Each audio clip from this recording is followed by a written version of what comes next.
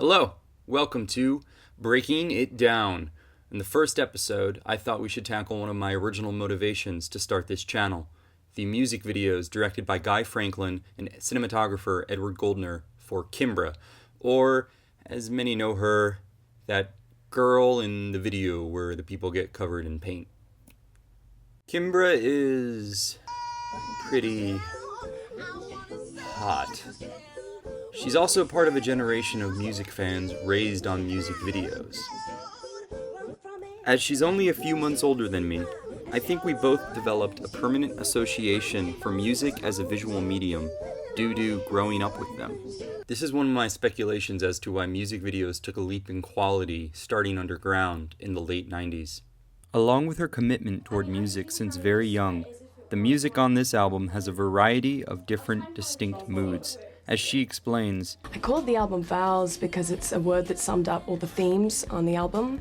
A lot of the songs talk about commitment and lack of commitment, promises, making promises, and I figure the things that we vow to say a lot about who we are. So, which meant they had good fodder for experimentation in multi-tracking and atmosphere, which all played into the recipe for the success of these videos.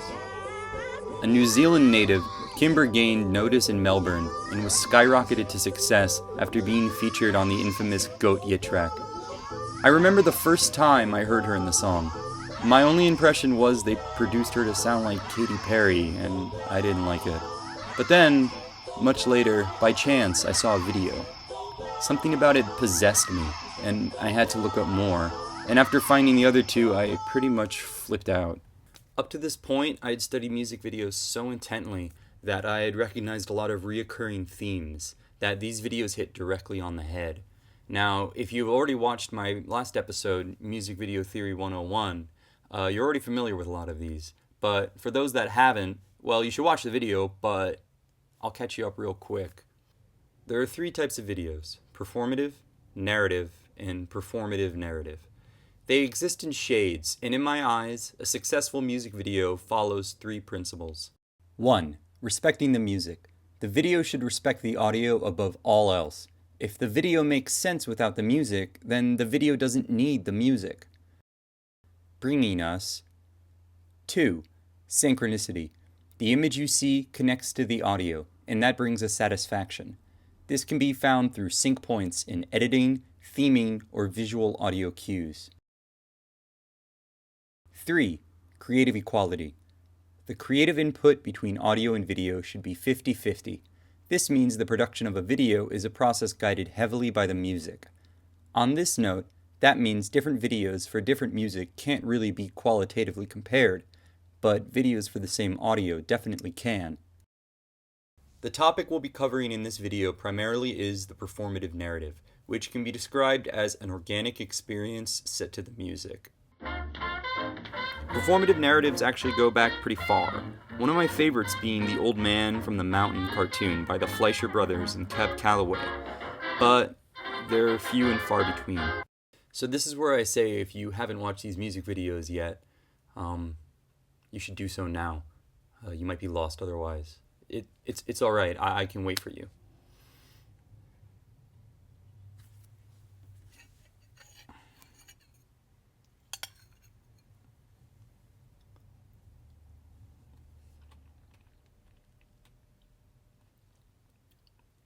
That's good kiwi. With art and music videos, it's not what's on the table, it's how you serve it. Honestly, the topics and plots of these videos aren't what I would describe as complex, and I don't think there's really a state of anticipation where the story will go when we're watching them. The repetition in much of pop music renders these ideas as ruminations on a single idea. So the videos are left to represent these experiences visually. When we look at art in this manner, we can begin to understand the medium over the message. That's why these videos alone aren't even ideas I really like, and this music isn't even music I would normally listen to. But the two combined show a handle on the medium that I find spectacular, which is why I'm so drawn to them. So, what was it that made these videos so special? Well, while the commercial nature of music videos is unavoidable, some tend to embrace it a little strongly. And thankfully, we're out of the era where music videos were nearly always paired with movie trailers, but these videos in particular transcend that. Many music videos end up with the singer coming off really awkward or bored with whatever semblance of narrative was stitched together last minute. These videos aren't really invested in promoting Kimbra as an icon, rather in each one she plays a role and does well at it. It helps that these videos are tackling very specific moods, and she's obviously a very self-possessed performer, which translates to her embracing the character she plays. Each of these videos has such a distinct story that they feel like cinema. There is an emphasis to immerse us through the cinematography and editing that never strays away from the music. Is the sweetheart you married the husband you expected him to be? Settle Down really set the mark by being her highest charting song and most mainstream video. This is due to it following the very typical form of a performative video with narrative segments, which is the formula for a vast majority of music videos. That's because having a narrative is the simplest way to get a viewer connection, shot not much differently from a movie to project emotion onto its performative moments. And it works with the dynamic very well. It moves to the music, uses the narrative sequences to set a tone for the song, and Kimbra's performance functions as a jaded counterpoint to her younger self.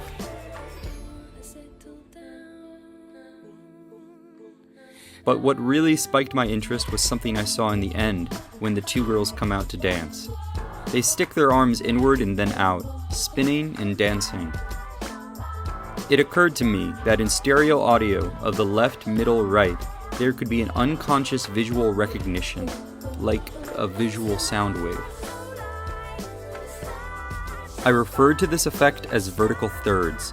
The essential factor to it working is through fixing a center to create symmetry. With this, the sides of the screen can be utilized specifically for our periphery vision. Not only has this been relevant in the staging of live performances for a while, but music videos have definitely been aware of it. There's been dancing in music videos, and it's always been very consciously staged, often not compromising the position by sticking to that spot.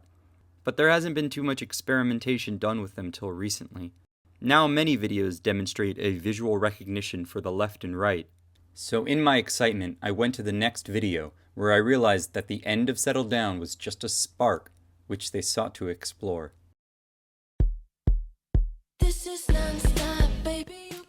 Cameo Lover can be described as an experiment with vertical thirds and multi-tracking. The key to this experiment was to keep the visual symmetry as constant as possible, so when one watches it, they'll instinctively keep their eyes locked to the center the entire time. So for the sake of limiting distractions, the video has a white background, which places the song in a completely abstract space, highlighting its nature as a sound wave. By staging Kimbra with dancers at her side as they symmetrically expand when new tracks enter, the symbolism mirrors that of a soundstage's expansion as it reaches its emotional climax. That's why they're shown to be behind her in increasing distance to reflect the varying sound levels of the backing tracks. So again with thirds, they establish a plot of 5 men in black at desks representing the listener or the one who is receiving the command to open up their heart as they slowly change from the outside in.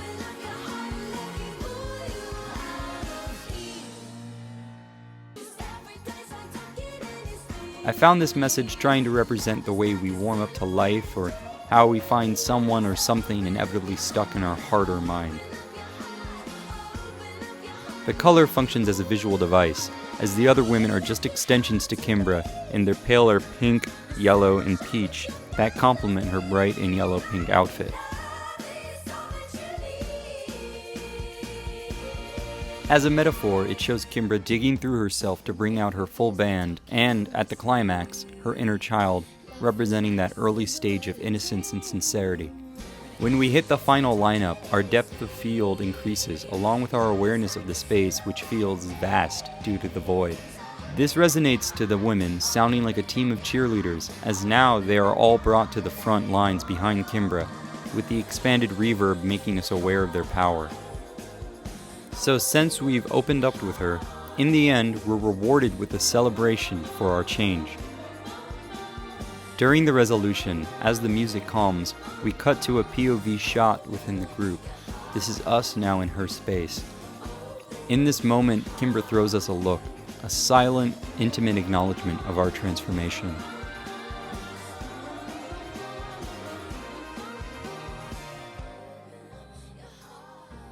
This occurs as well in Settle Down's climax when the obsessive character fixated on marriage burns her dolls to move on. These celebrations evoke dance as an organic reaction to achieving the emotional transformation, and in both songs introduce a new sort of victory chant.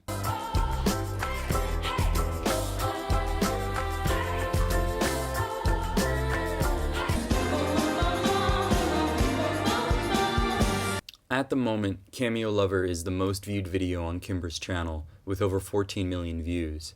The intense success of this experiment made Guy and Edward eager to push what they learned, and with it they made their most complex work yet.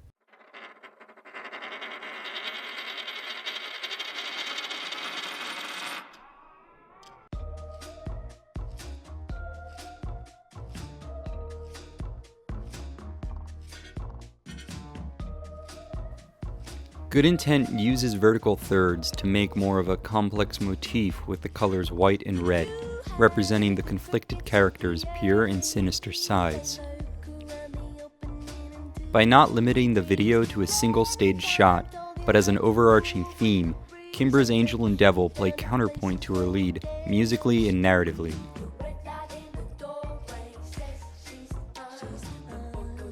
Like in Cameo Lover, she represents an individual, and they are the electrons surrounding her nucleus manifested into this reality. The color is how we distinguish their persona, but also know how to click with their side when on screen, feeling their tug and pull on the protagonist's mind. The video excels narratively by building tension through the progression of 3 scenes like a 3-act structure. They're simple, but their ease of interpretation lets the music breathe life into the video. We see Kimbra pondering over a very expensive gift given to her assumedly by a man headed toward her, plagued by his own intent when his clock stops, leaving him stuck, pondering over his own motives. The song begins as she struggles to find where she stands, the backing vocals being a nagging reminder of her uncertainty. When the chorus hits its peak, the neutral Kimbra singing Good Intent seems to ward off the issue. But obviously it's not gone. The second verse has Kimbra now on stage, and lost in her performance we see her 2 sides unintentionally coming out due to the fact they are now synced to the lead track. Prior to this, they were subdued and ignorable as a harmony counterpoint, but now they're inescapable. They continue to play with thirds by staging them on an insinuated stage left and right, leaving the neutral Kimbra in the center.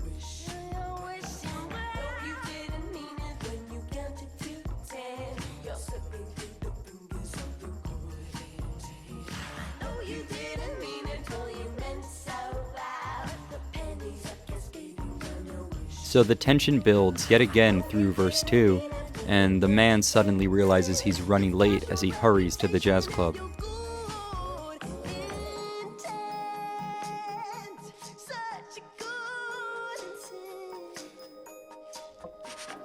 So all 3 of him arrive as all 3 Kimbras descend from the stage. The Kimbras seem to be warning the man.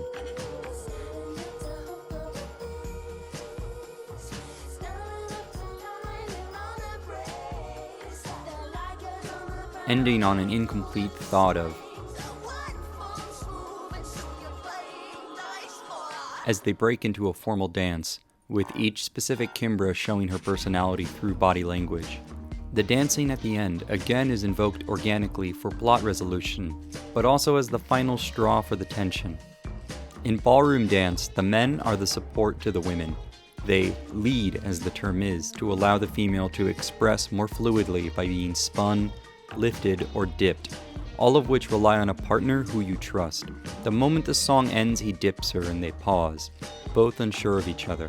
The dip is perfectly symbolic, as Kimbra's character could be wondering in this moment, is he going to just drop me and move on?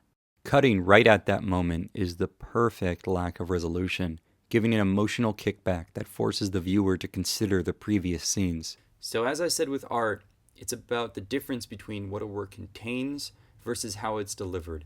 And these videos deliver their material in just the right way. They are performative, yet have simple instances of agency that structure tight, quick narratives that feel like they were always there in the music.